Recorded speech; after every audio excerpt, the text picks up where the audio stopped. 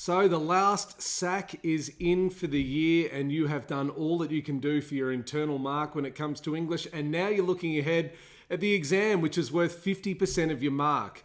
So what on earth can you do in this last stretch of these last few weeks, this last month and a bit, to get yourself ready for the VCE English exam? Well, today I'm going to take you through 5 tried and true strategies that will help you get the most out of this unique window of time so that you're at your best come exam day. Number 1 is something that I've called the 3 and 3 technique. And the reason that I've called it that is because it takes a grand total of 6 minutes to execute this.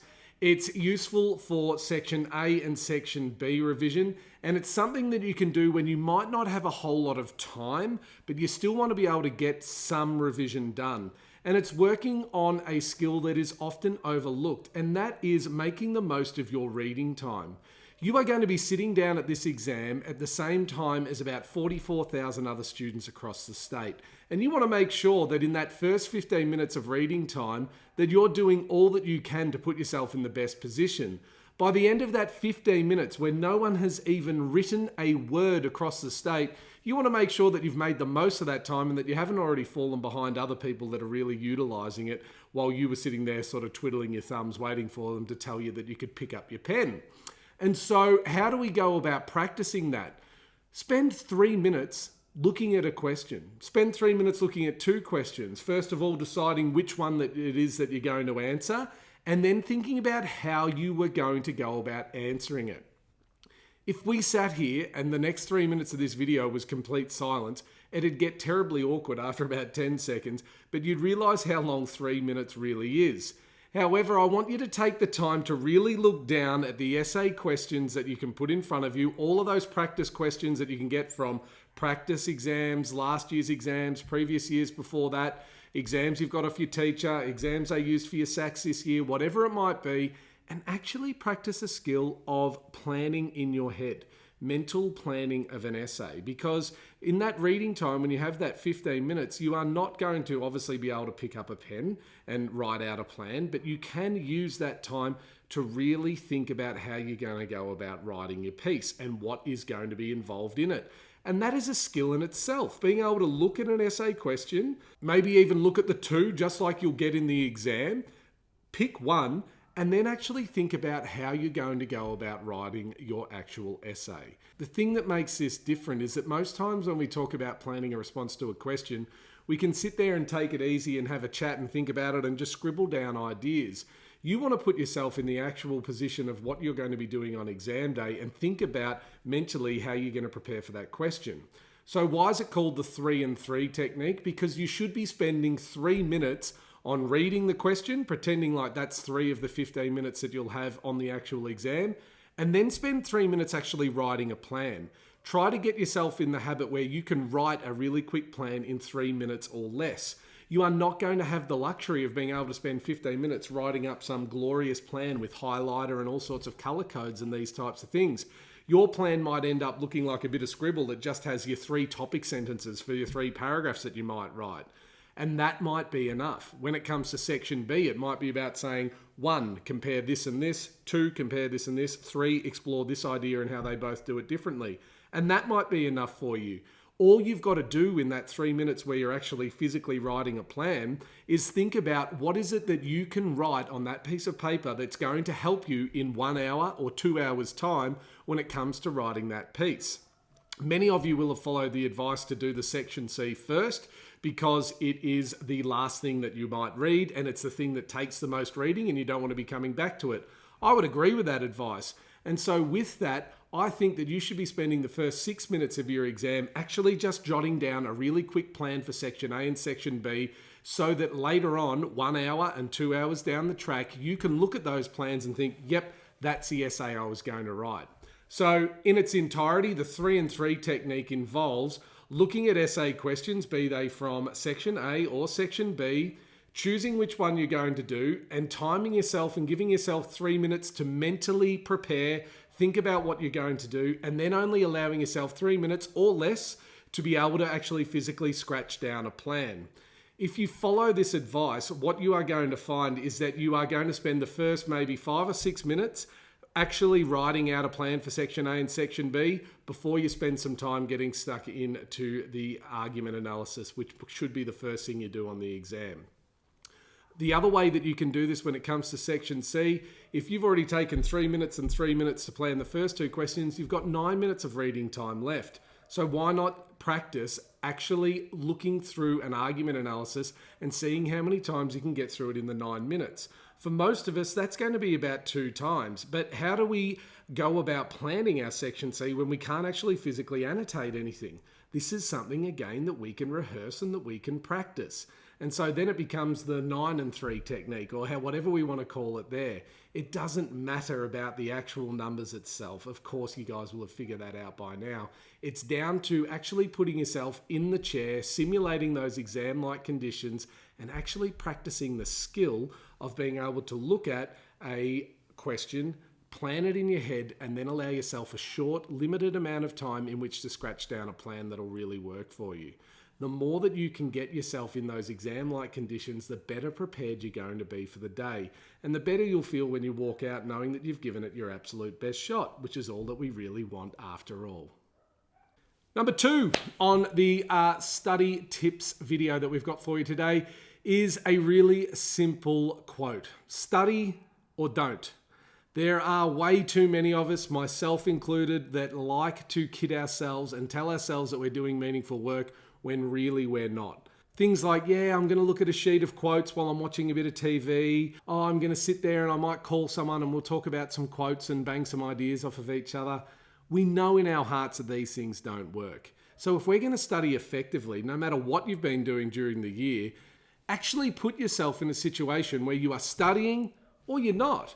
And reward yourself. If you get up in the morning and you don't have school that day because you're revising for your exams, if you spend the first 2 hours writing 2 practice pieces for your English work, by all means, spend the next hour doing something that you want and don't even think about exams. But when it comes time to come back to study, come back to it wholeheartedly.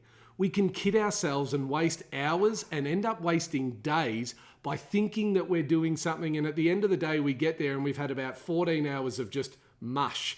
We were sort of half looking at our phone while we sort of thought about an essay. Let's make sure that we're making the most of it. Let's be distinct. Let's write practice pieces. And then when we're not doing that, let's be as far away from thinking about school as possible. Give yourself the break and reward yourself so that then when you go back to it, you're 100% on. You're going to thank yourself later because the exam is no place for you to be able to be 50-50, oh, I'm kind of half doing this. It's going to be a place where you need to be on for those 3 hours. So have a think about how you can make sure that you are in a position where you know when you can turn it on, and when you don't have it turned on, you're turned completely off. And so that brings us to number 3. And I've called number 3 getting the most bang for your buck, getting the most value out of your study time. If we were going to be really hardcore about this, we could count down the amount of hours that exist in the amount of days between now and the exam and, look at that in that really, really forensic way. But I don't want to be that drastic in the way that we think about things. But I do want to think about we've got a certain amount of days to get ready for the exam from now. And there's certain ways we can use our time that will be valuable and certain ways that we can use our time that won't be. So short of actually sitting down and writing pieces to the 1 hour, the best thing from my opinion that you can be doing is to be planning essays, planning and responding to questions, writing out plans, reading through practice pieces, and engaging in short little snippets of work that you can do around your other subjects as well that are still keeping you engaged. The 3 and 3 technique that I mentioned at the beginning of this video can be a great thing to do to give yourself a little 20 minutes of study by engaging in 3 essay questions that you put down in front of you, timing yourself and giving yourself 3 minutes to look at it, 3 minutes to plan it. Then looking at a section B piece, 3 minutes to look at it, 3 minutes to plan it. Going back to another set of question A questions, 3 minutes to look at it, 3 minutes to plan it. All of a sudden, we've exposed ourselves to 4 Section A questions, 2 Section B questions, and we've really had to think about a range of different things, and we've written some plans. We might come back to that later on that day, sit down and give ourselves the hour and write them out in that 1 hour, and we're using our time effectively. not all study has to be, okay, I'm just going to write practice pieces. It really is the best bang for your buck, in my opinion, but there are other smaller things that you can be doing. And let's be honest here, it's much easier to be motivated when we think, right, I'm going to do 20 minutes of solid work than it is to think about doing 1 hour or 2 hours. And that brings me to point number 4. Point number 4 is to think of the English exam as a triathlon. And whether you agree with it or whether you think it's unfair or fair or whatever your opinion might be on it, the facts exist that 50% of your mark for English is going to come down to what happens in these 3 hours. So we need to make sure that we're prepared for it. The very best thing that you can be doing to get prepared for these exams is to write to time. And when I say write to time, I mean sit down for 1 hour and write a piece, or sit down for 2 hours and write 2 pieces. The reason that I call it a triathlon is because just like a triathlon, the more that you do this, the faster that you're going to get. It's a little bit like fitness in that regard. And so you shouldn't be too stressed if when you look up after an hour, you're not quite there and finished with that essay that you've been writing. And you shouldn't be too stressed about that going forward, because you're going to get quicker the more that you try that out and the fitter that you get with it. And so if we think of it as a triathlon, the best way that we can put ourselves into contention to be doing the best that we can is to sit down for 1 hour as like a training piece and sit aside and say, right, I'm going to put the phone away for 1 hour. There are apps out there where you can block off the phone for an hour. There's an app that I use. It's called Forest, where you can grow trees and these types of things if you leave the app open and you don't touch any social media or anything like that. But physically make the change to say, right, I'm going to put this device or anything that might distract me away, and I'm going to sit down from 10:30 till 11:30 or whatever the 1 hour window is and just write your piece. Getting yourself in that mode and getting yourself used to writing those 1 hour pieces is by far the best thing that you can be doing. Of course, it doesn't end there though. Anytime you write the piece in 1 hour, you should be sending that off to your teacher.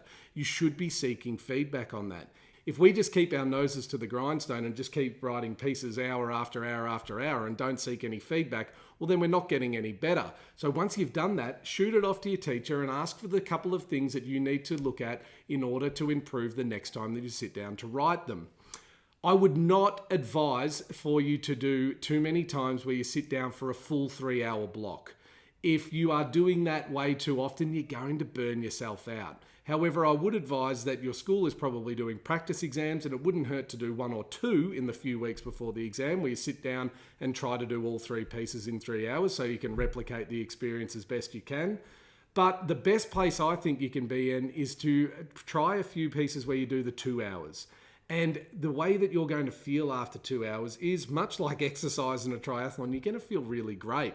If you sit yourself down and say, okay, right, it's midday, it's 12 o'clock, I sit down, I write a section A and then a section C, and I've spent 2 hours writing these pieces, and I've got 2 full pieces that I can give my teacher for feedback. It's now 2 o'clock in the afternoon, and I'm going to spend the next hour and a half doing whatever the heck I want that's well away from English or any other subject.